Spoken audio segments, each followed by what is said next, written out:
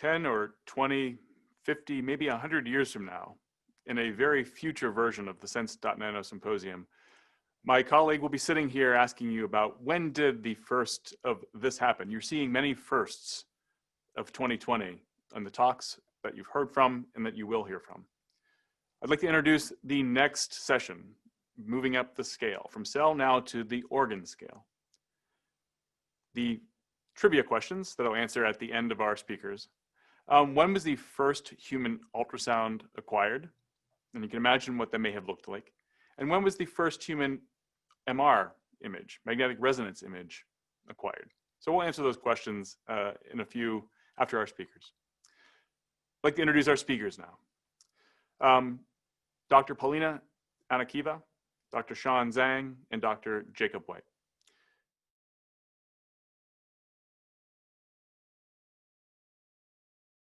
Thank you all for joining me for this presentation on our recent work in non-contact laser ultrasound.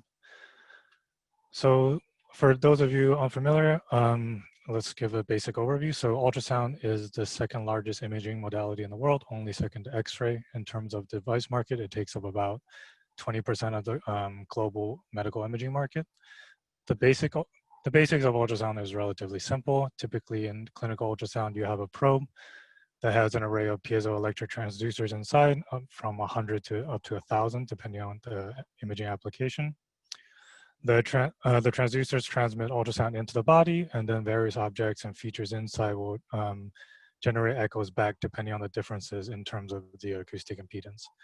And depending on the travel time, as well as the amplitude of the returning wave, an image can be generated.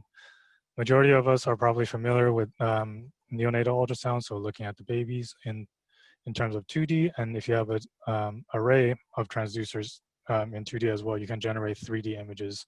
So some of these 3D baby faces that we have seen in the past. And ultrasound in general is a growing modality all over the world, mostly for its ease of use, portability, its safety, as well as its cost effectiveness in comparison to MRI and CT. However, it is not without its drawbacks. One of the major ones being that ultrasound requires contact with the patient. So unlike X-ray, MRI, or CT, the clinician, or a sonographer as they're known, must bring the transducer itself in contact with the patient to be able to propagate sound into the body. And that generates a slew of issues, the fundamental one being that it causes image variability.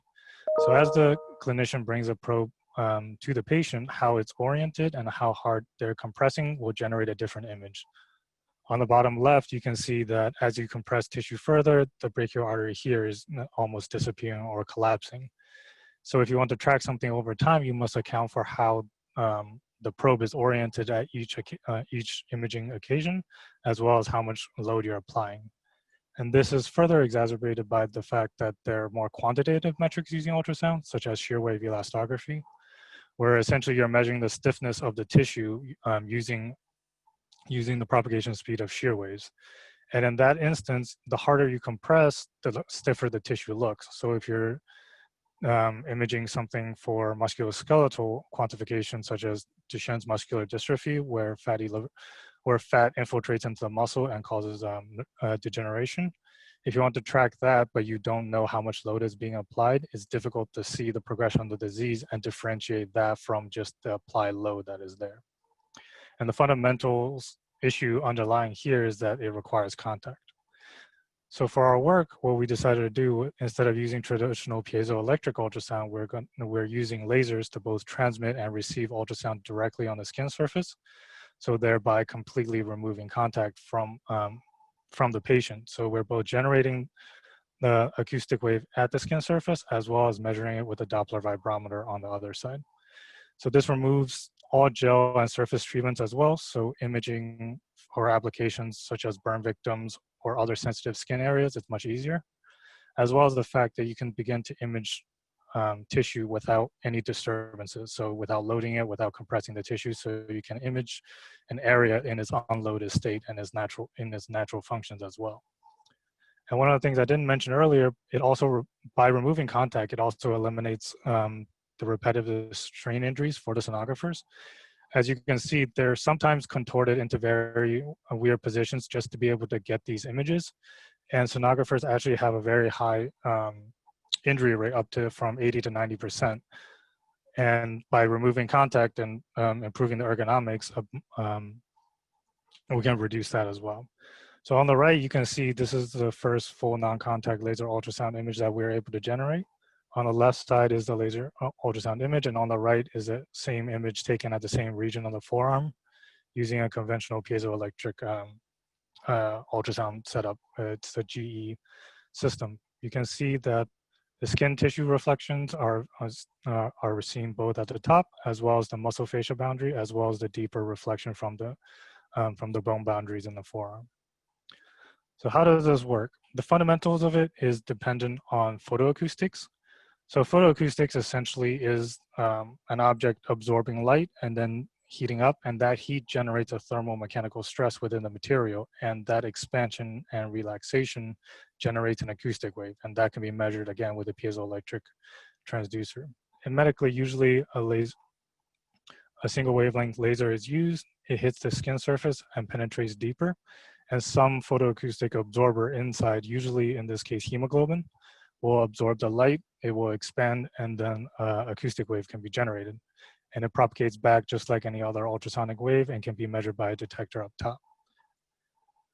And this has generated some beautiful images of the peripheral vasculature and subsurface vasculature. So on the right, you can see this is a human hand imaged using photoacoustics, so on a transmitter and then a traditional piezoelectric for a receiver. But it is not without its problems. The main drawback is that the penetration depth is not very high. So maybe up to 0.5 centimeter to 1 centimeter is about as deep as it can go. And the problem with that is that light is heavily attenuated inside of the tissue. So light propagation, to put it into context, when compared to acoustic propagation, is attenuated 100 times stronger inside of tissue. So the consensus is that it is more desirable to propagate in tissue using sound rather than light in this case. So the deeper you want to go, you will want to have more acoustic propagation rather than optical propagation, which is precisely what we did for laser ultrasound, right? Instead of relying on light to penetrate deeper into the tissue, we actually limit the penetration directly to the skin surface. So instead of minimizing how much attenuation there is in the skin, we are actually maximizing it. So the majority of the light is absorbed right at the skin surface. So the majority of the light can be efficiently converted into an acoustic wave. And that generates a much stronger source right at the skin surface. It can propagate into the tissue just like a normal acoustic wave or ultrasonic wave, interacts as usual, and then reflections are coming back, and we can use a Doppler vibrometer to measure the returning vibrations right on the skin surface itself. Now, by understanding that it is right at the skin surface, there's a few advantages. The main thing is that you actually know where the transducer, where the conversion is taking place. Unlike photoacoustics, which penetrates deeper into the tissue, where some photoabsorber will take up the light and then generate the sound, we know exactly is right at the skin surface, which means you have a priori knowledge of where the source is. So it's much easier to do things like beamforming because you know the locations of the transmit and the detectors. And this operates analogous to conventional ultrasound, but now in this case, you're literally converting the skin itself into a piezoelectric array. And you can move the laser transmit spots and receive spots into various locations to generate both a 2D as well as a 3D image, depending on how you set up the system itself. So how do you set up a source like this? Well, there's two conditions that must be met. One is a thermal condition, and the other one is the acoustic and mechanical condition. Both of these are a description of the energy propagation within the skin. So essentially what you want to do is restrict the energy into a very small region of the skin, which is highlighted in green on the left. The thermal condition basically says that the thermal energy that is being generated cannot propagate away faster than it is being supplied by the laser. And the same is said for the acoustic and mechanical condition. So the vibration and the wave itself cannot propagate away faster than it is being generated. If those two conditions are satisfied, you can write the following equation.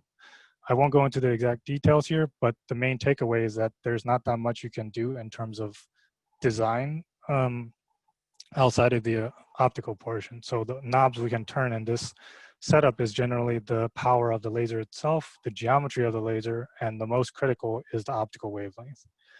because what the optical wavelength tells you is that how much light is absorbed at a specific frequency. So the question then becomes, what is the ideal wavelength to operate at to be able to maximize the acoustic source that is being generated here? And to answer that question, we used a tunable OPO laser from 800 to 2000 nanometers and measure the energy of the acoustic wave that is being generated. So on the left, you can see that each of these individual spots is the energy of the acoustic wave that has been generated at each of these wavelengths. And essentially, it closely follows the optical absorption of water. So it is, which makes sense because in this wave, in this regime, the primary optical absorber is water in tissue. So based on this data, the ideal operating range is around 1550 or 2000 nanometers. However, because we're targeting human subjects, we must consider the safety aspects as well. And the truth is that the allowable optical energy onto a human subject for 2000 nanometer is 10% that of 1550. So in the end, it is more desirable to operate at 50 nanometers to be able to send as much energy into the skin as well as use it for detection as well. So with that, we selected a pulsed 1550 source as well as a Doppler vibrometer at the same frequency. And this is test on a subject's forearm again. So we transmitted on one side and then detected on the other. And this is the wave that we were able to measure. So essentially, based on the travel time of this wave, we can see it's about at 7 centimeters, which corresponds to the depth, the thickness of the forearm over here, which means that we are able to generate the source right at the surface and measure it on the backside as well. As I mentioned previously, we could also, because we have free space positioning of the laser points, we can also easily do 2D images as well.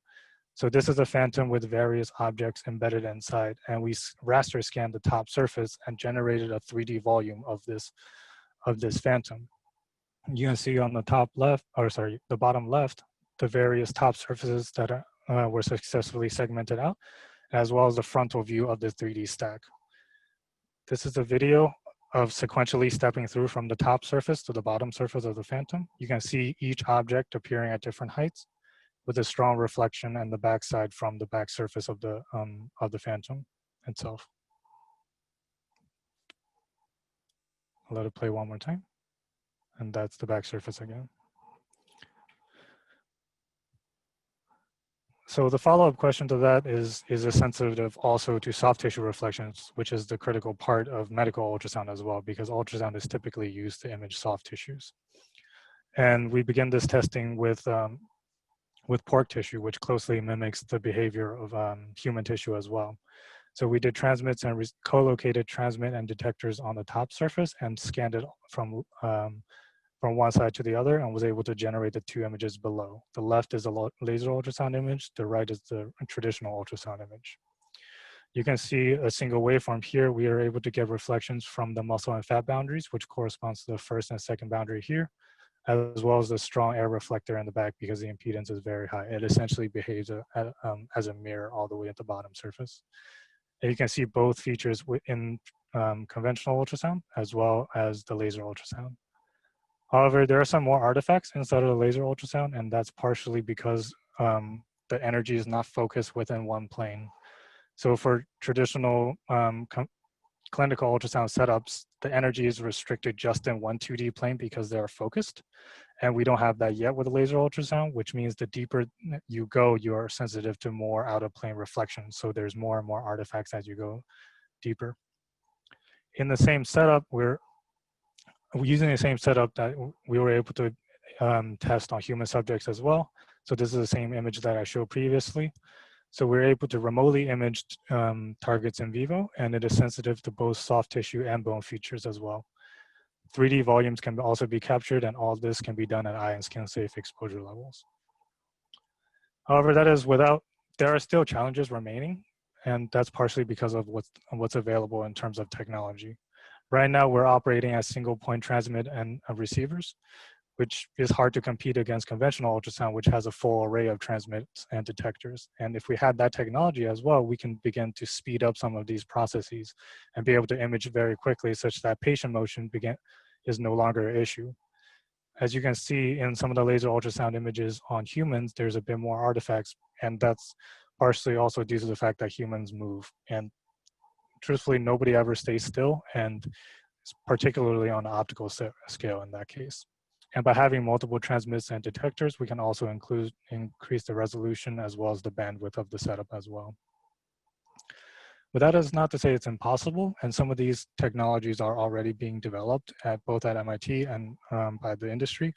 And one of the core technologies that I believe will take this laser ultrasound further is one that Brian mentioned earlier in silicon photonics, where you can begin to massively parallelize your optical circuitry and have multiple transmits at a chip scale, in which case you can begin to have multiple transmitters and receivers, which allows you to enable beamforming, which is also the same technology that enabled medical ultrasound as well. And to wrap up, I would like to thank Brian, my advisor, as well as Peter and Marty for guiding this research, as well as the device realization lab with John, who I collaborated closely with for this project, and our funding source at MIT Lincoln Laboratory, and our collaborators, Rob, Chuck, and Matt. Thank you.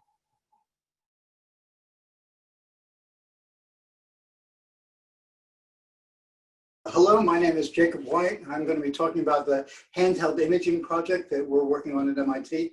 You've already heard a little bit about it because Irene gave a very good explanation of the reasons behind the handheld imaging project. But let me just go through that a little bit in this very beginning. And what you're seeing on the screen are some of the pieces of the handheld imaging project from the pieces that we're trying to make, the components we're trying to make the handheld imager out of, to Irene's dorm room setup, which she didn't actually show you in the interview. So let's see. So let me just first talk a little bit about the goals. So what we're trying to do in the handheld imaging project is a little bit different from trying to make a low-cost or portable MR imager. There's been a lot of progress on that in recent years. What we're trying to do is to make an MR imager that you could use, a doctor could use like a stethoscope. That kind of model for routine exams that slide it over an infant's leg, an arm, an infant's head, and do real-time imaging to try to see if something's gone wrong, rather than trying to confirm a diagnosis already made. And the way we're going to try to do that is to trade resolution for real-time imaging. So we're not going to try to get high-quality, high-resolution images, but we're still going to provide, you know, some view of what's going on beneath the skin for doctors in a clinical, in a routine exam setting. And I'm going to tell you a little bit about what we've done so far, and I'm going to talk a little bit about the permanent magnet. We took a different approach to the permanent magnet design, partly because we approached it initially as a computational problem, and then that led us to a different topology for the magnet. And then the next thing I'm going to talk about has to do with trying to do a low-cost MR imager using parts borrowed from low-cost ultrasound. Now we're aiming to try to make a $1,000 handheld MR imager, a very challenging problem, and I think we'll get there as far as making one that works for educational use. Whether we'll get one that's good enough for use in the clinical world, we'll have to see. All right, so let me say a little bit about permanent magnet imagers. So permanent magnet imagers are, there are a number of designs. There's even a commercial product out there based on using permanent magnets. It's partly because rare earth magnets become very inexpensive, and you can buy them in bulk. And what we were interested in, since we wanted to make this very low-cost imager, was to use these simple bar magnets. And the way we thought we'd design something that would produce the kind of field patterns we need for MR images would be to try to set up a computational procedure. And then I want to talk a little bit about how we came to that computational procedure, because it shows you when you approach things computationally, you sometimes come to different answers. So if I could, we're just going to look at this. So here's my bar magnet, and I'm just going to show you what 4 bar magnets look like on the whiteboard. And I'm going to talk a little bit about how, when we deal with these sort of permanent bar magnets, I'm going to rub black boxes around them so you can actually see them. So here are my bar magnets. And one way to simulate the fields due to permanent bar magnets is what's called an equivalent charge formulation, where you put charges only on the ends of the bar magnets. And the fields they produce, now these aren't real charges, these are equivalent charges, they're fictitious, but they produce the same field as the permanent magnet. But when you think about what's going on with this equivalent charge kind of approach, it takes you a different direction in designing the magnet. So imagine we have the north poles and the south poles of these bar magnets, the poles on the other side. Well, if you look at where these far ends are, they don't really play a role in the middle. So we will get field patterns that go from north to south in the middle, and in fact get a plane where we'll get uniform field. That's what we're looking for in MR, is a plane of uniform field, because we can use that to create a uniform B0, which is important for developing MR. And of course, I won't talk so much about that. But when we thought about it, and we thought over at the other ends, because we were developing this computational procedure to come up with a good topology for these bar magnets, is we realized the other ends, particularly made the magnets longer, played almost no role at all.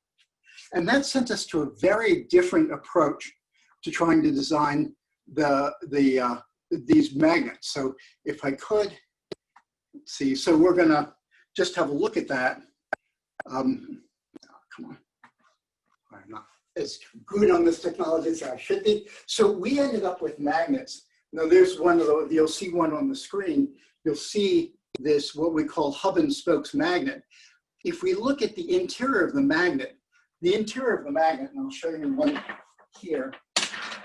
So this is one of our magnets. If you look at my screen, you can see it here. It's a bunch of bar magnets all set up in an array. So the inside is almost a uniform, dense wall of magnets, but on the outside, it's these spokes that are very far apart, which would suggest that the fields would be quite non-uniform. But in fact, these spokes are so far away from the field of interest in the center of the magnet that they don't play a role. And in fact, we can go ahead and, with our very efficient simulator, generate a very uniform field. So this is a plot of the uniform field showing it's within a few tenths of a millitesla uniformity across this plane. And it was a different design. It was a different design than people looked at before, because we came at it first computationally. And that led us to also to figure out that we could, once we had the efficient computational procedure, that we could come up with a optimal spacing. So it's very important when you create these arrays of magnets that you make the spacing exactly right. And one of the amazing things about these magnets is always sort of a curious thing is, if you flip it over, it's still attract. That is, it doesn't matter which side it's on. It's kind of an amazing thing about these topologies. They're very counterintuitive. So we developed this magnet, and we made a whole bunch of different types. We made one for doing fingers, primarily for educational use. And then we made one that was large enough to get about a 60 millitesla uniform field that we're hoping to use that might be useful in the setting of imaging an arm, or maybe an infant's head, as Irene talked about, for certain types of diseases common among infants that you can diagnose and treat if you have a reasonable quality image. So I'm going to show you this because the first thing we're trying to do with these is to make a good educational, send you a kit of parts, build your own MR. This is Irene assembling the magnet. Now, she doesn't actually work that fast, but it's pretty close. And then that was the magnet I was showing you. And one of the amazing things about it is how much empty space there is, right? If I look at it, this is the magnet, here's the magnet. There's all the space in between the magnets. There's all the space here. There's a hole in the center. There are lots of ways to bring in an image. And in particular, if you think about imaging infants, you don't have to put them in an enclosed place where they can't see another human being. You can put them in the hole in the center and they can see out the sides. There's a lot of great advantages to these kinds of magnets that are new and different from the topologies people have looked at before. And I just want to show you this one in particular turned out to be quite effective. We got very high uniformity in the inner circle of that magnet. It's a very good imaging region. It's as good as a hand shimmed magnets we were paying several $1,000s a piece for. So we've been very impressed with these easily inexpensive student assemblable magnets. All right, so that was half the story I wanted to tell you. That was, we got a magnet, we got a uniform magnetic field out of the magnet, something we could use as a start to doing MR images. That's the first thing you need to do. Now, what happens in an MR image is, if you think of a molecule as having like a magnetic dipole, the next thing you have to do is that the dipole lines up along the B0 field. So if I imagine looking at it compared to the magnet. It's lined up in the same direction as this uniform field. And then you apply an RF pulse that's supposed to turn the magnet so that the dipole turns and then rotates. And that's what generates the signal. Eventually it turns back around up, but the key is giving an RF excitation. Now, what we wanted to do was to use the same chips that are being used for ultrasound, but for ultrasound, those chips don't actually produce regular sine waves of specified frequency content. They basically produce scores, they basically switches. So either the waveform is on or off. So if you want to produce a particular spectrum, you have to do it. The only control you have is where you put the transition points. So we wanted to try to figure out how we could get these kinds of switch-based drivers to produce the kind of spectrum we needed to do this tilting of the dipole.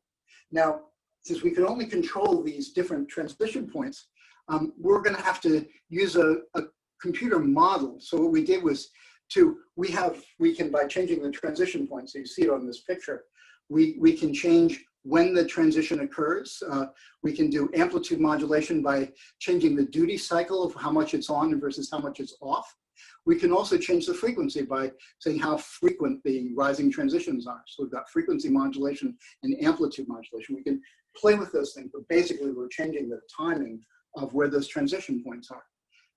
And we can describe what will happen to the tilting magnet by the block equation. So if we can solve the block equation computationally for a given set of transition times, then we can automatically design the dithering pulse, what we call a dithering pulse, that will produce the tilting we want. So this is what it looks like. So it's hundreds of transition points. They're all slightly different. You're not going to be designing that by hand. It's done with a genetic optimizer, which uses the forward problem and basically learns to figure out where these deviations should be. And we just show you in this diagram a few points on that dithering pulse. So there's the yellow, the pink, and the purple one that show you these different regions where the waveforms are changing in frequency, but also in effectively amplitude modulation. But as far as it's concerned, it's just placing the transitions.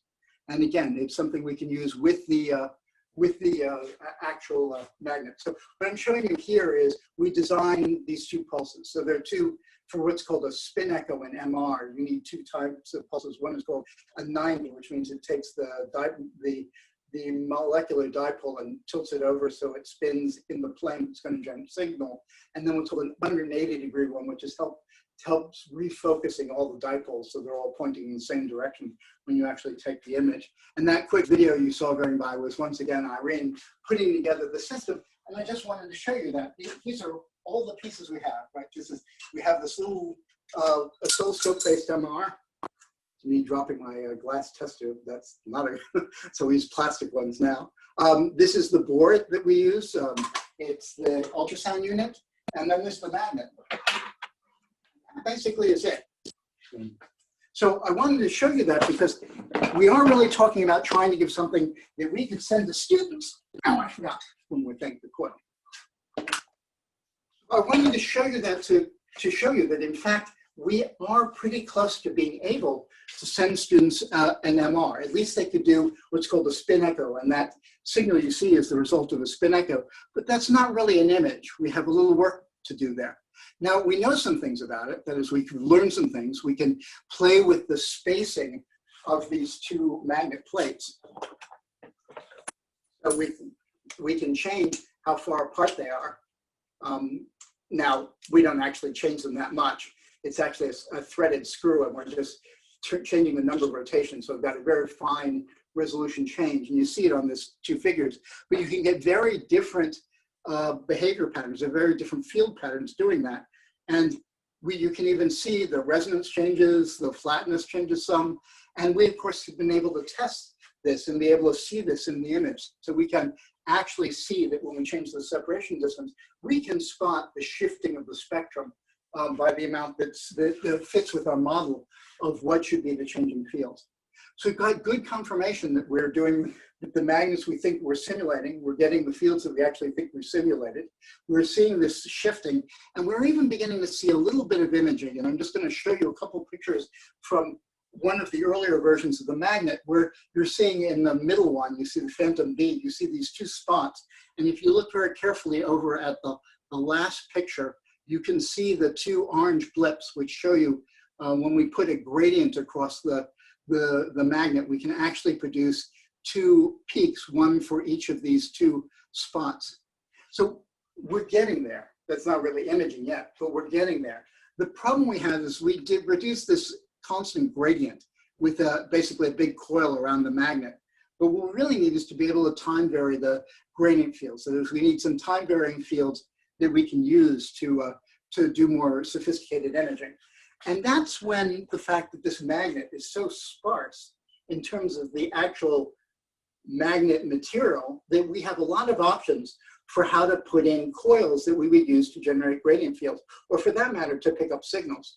So you can do lots of interesting things, maybe things that are very different from what people have done before in terms of doing gradients in MR, because we have all this open space where we can put magnets in.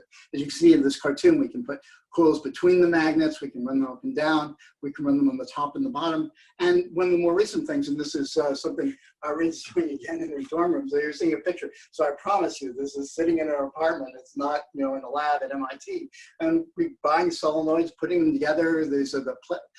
She put plexiglass in between these things, and we're now using solenoids to try to actually lift and tilt the magnet, because we know that we can actually generate gradient fields just by tilting the magnet mechanically by only 1/10 of a millimeter, which we might be able to do fast enough to actually do the imaging mechanically. Now, we're not the first to do this. Of course, Zimmerman, as part of her thesis, she's one of the people we work with, has also done this kind of mechanical imaging. All right, so let me wrap this up.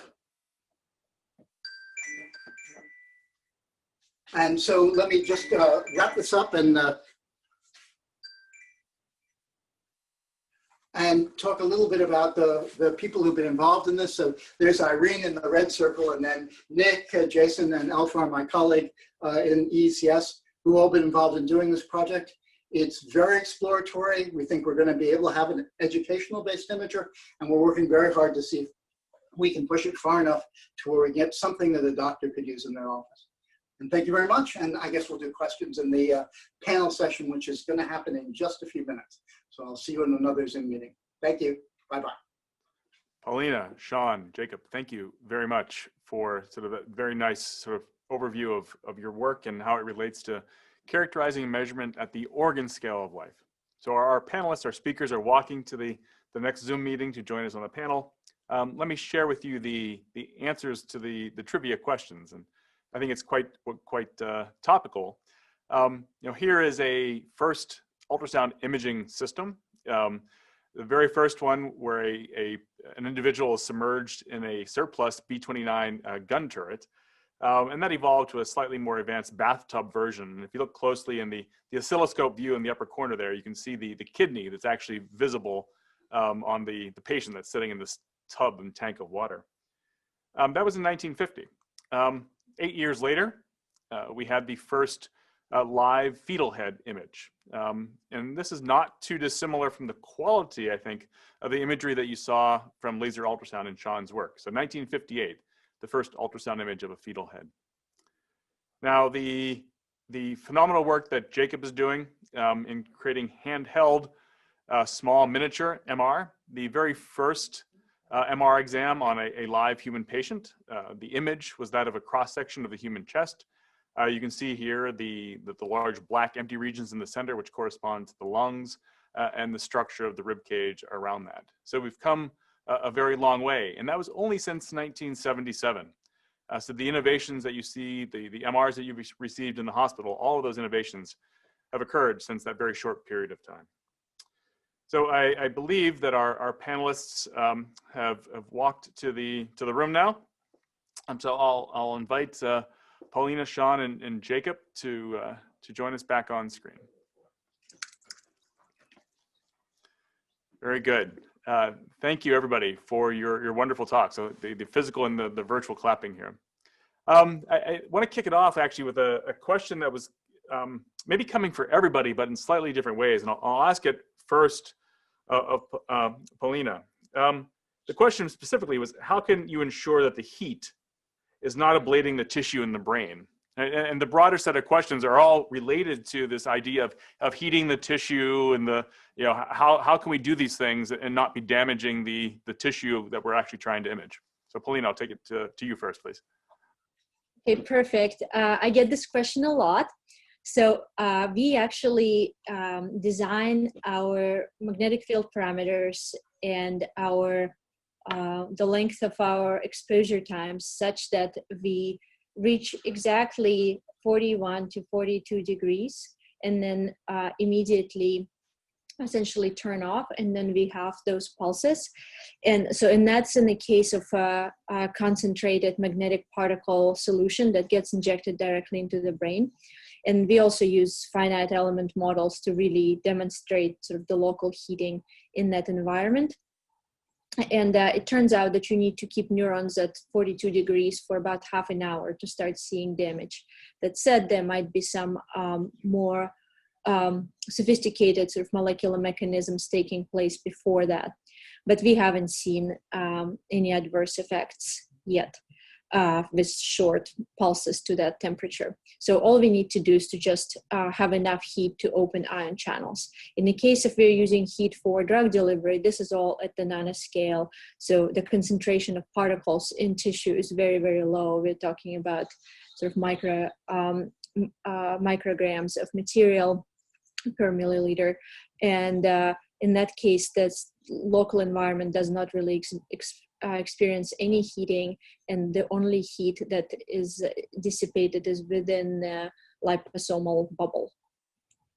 And maybe the follow-up question to that is, what has to be demonstrated in order to move that concept that we're not causing damage from a mouse or a rat to the human? Is that a straightforward step, or what has to be demonstrated on that heating side?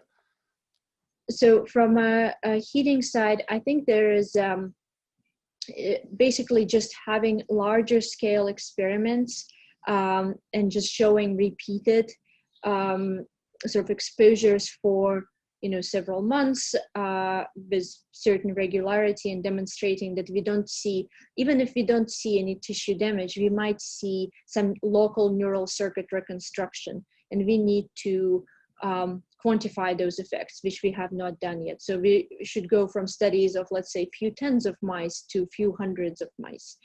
And then it's also finding a good first application for which to take this type of neuromodulation into a therapeutic realm. And modulating brain is probably not going to be the first application. If anything, most likely, we would be thinking about spinal cord or peripheral nerves in the context of something like pain, because currently those conditions are treated with capsaicin gels that act on the same molecules and the same receptors, but really blast them, essentially trying to murder them with high load of capsaicin. So we could do something that's a little bit more precise by having sort of intermittent exposure to magnetic field. Very good, thank you. And Shawn, I'll turn it over to you now. So the next question was very much, are the laser sources intense enough to harm the human beings? But the same set of questions, how do you ensure that you're getting good signal quality and not doing laser etching of the person?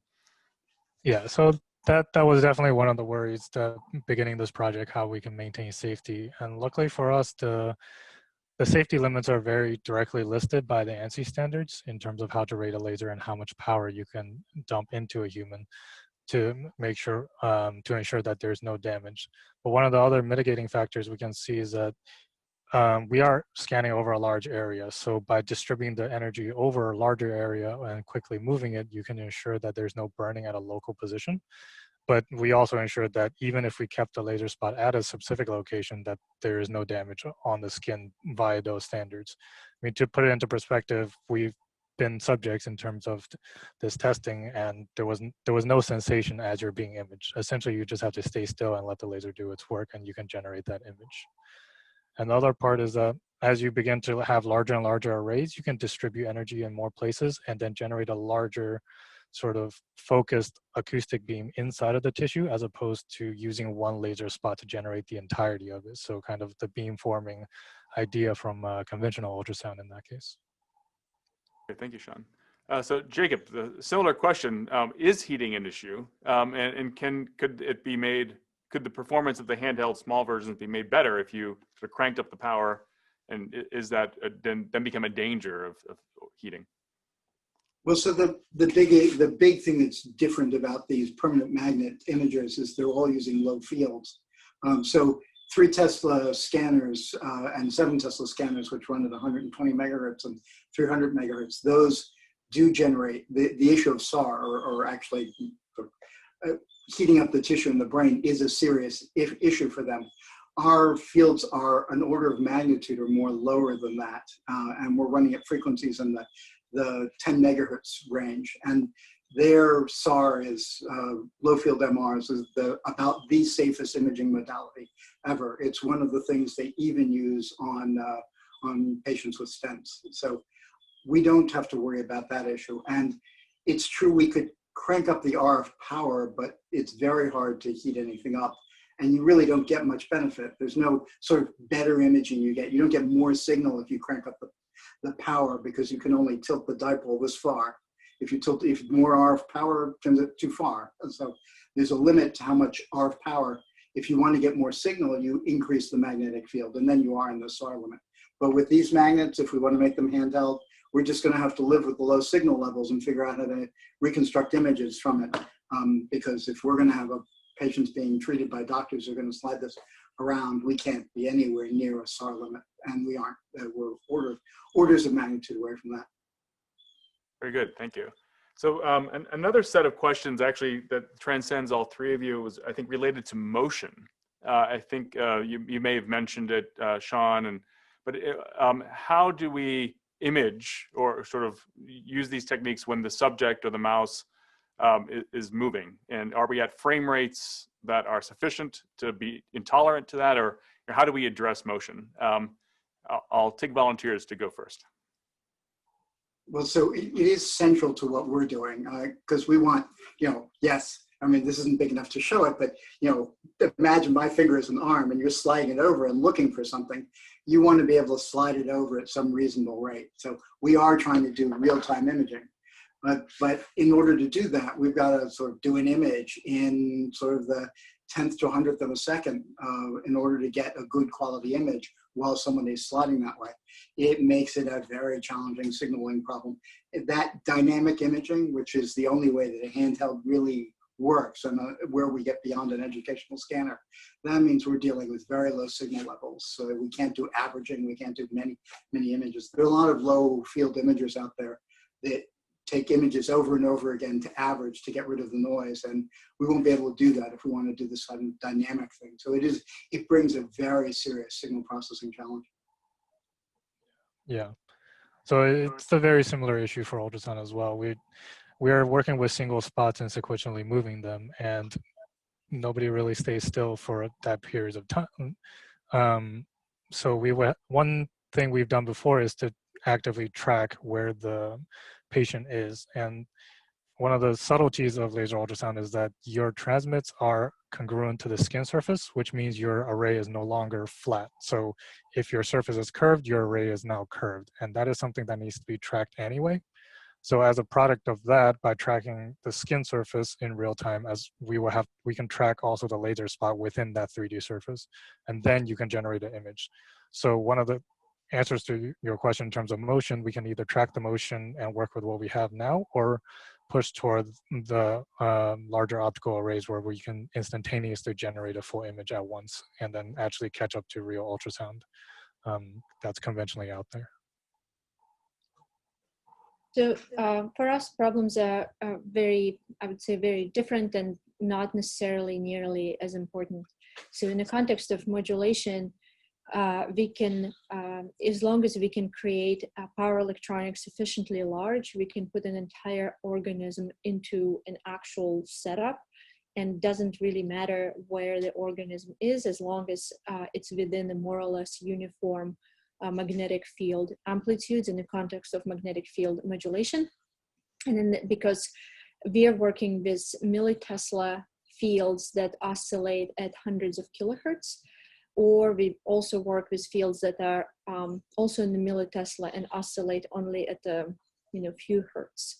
So those go through body completely transparently. There's really nothing to worry about, and basically the organism can move all over the arena or all over the area where the field is large enough to drive the nanomagnets. In the context of our implantable devices, so far, all the probing and sensing and modulation that we've done electrically and optically, that has been tethered. So we essentially have a long cable that goes from an organism to the computer.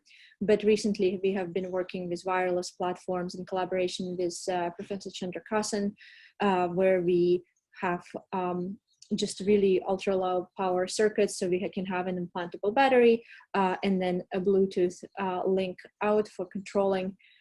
Sending out data will be more sophisticated, especially neural data is very dense, very power hungry.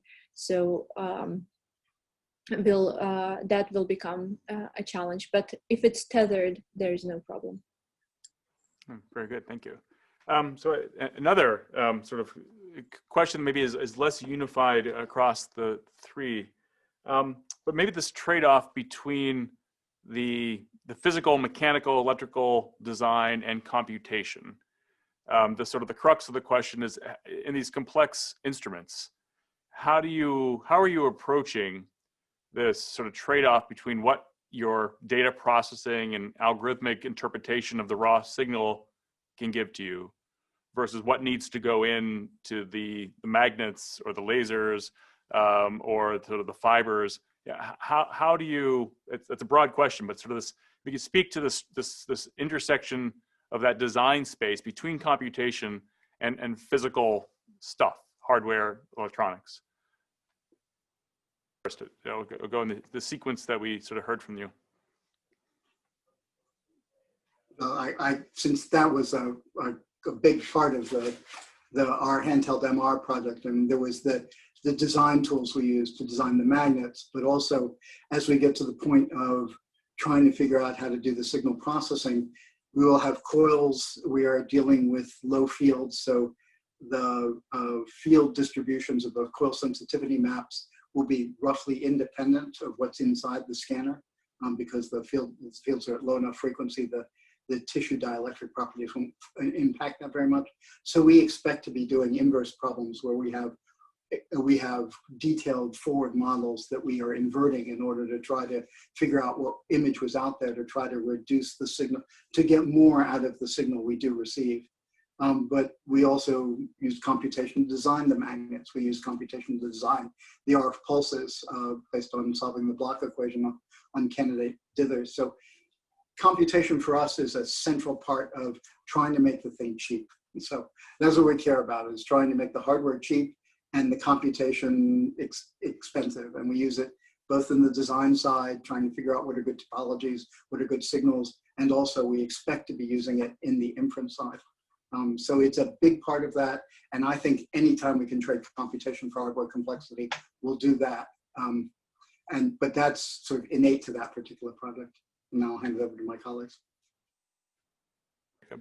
Yeah, so computation is important and in general for design, and for ultrasound, there has also been a push in using more computation to extract more data and more quantitative metrics out of what's available, because as computational increases, we can compute other things such as the shear wave elastography, the higher frame rate for cardiac, and as well as Doppler, and there's more push to use computation to get more data. And that's true for both typical ultrasound as well as laser ultrasound. But in terms of designing a system, you can have a forward model, design the systems and see what the actual output is, but in the end, you still have to measure on a human, and that is a challenge in itself. And there's a large variability between people, even within the same person. So essentially, I guess what I'm pushing for is taking more measurements and getting that feedback and then refining it as well. Because modeling can only take you so far, and actually getting those measurements and refining your system on top of that, I think will be the key that carries you toward the clinic. Yeah, thank you. Polina. So for us, I would say it's all about the hardware and the chemistry. So obviously in the context of modulation, it's really the computation only takes part of the optimizing the material, really calculating the hysteresis loops, or calculating the vortex state within our materials, and making sure that we are appropriately tuning the field parameters to the materials parameters. When it comes to recording of neural signals, for example, with fibers, either recording potentials or recording chemical reactions, there it's largely hardware, but that might be my biased opinion, because generally if the electrode impedance is too high, our thermal noise will drown our signal, and there's no algorithm will be able to rescue us from that noise. So for neural recording, generally it says garbage in, garbage out. So as some of the particle physicists teach us, you can extract signals from really, really large noise. So maybe this, those algorithms have something to teach the neuroscientists. Very good, thank you. And the last question, and sort of a rapid fire, we have maybe a minute or left for the panel. All of you are approaching this very much from a technology perspective, but you work with clinicians, you speak with doctors. Each of you, what do you see, based on your own opinion or in the conversations you have with your clinical colleagues, as the single most exciting future application, clinical application of the technologies that you're developing? Shawn, we'll work in sort of around the clock here. Sure. So the obvious first excitement is just being able to do ultrasound completely non-contact, right? But before we get to that, I think there's multiple use cases that could be explored without reaching a full replacement of traditional ultrasound, because just being able to remotely measure somebody without contact is useful just in general with COVID as well, because you can get heart rate and respiration using these Doppler vibrometer as well. Polina, we'll go to you next.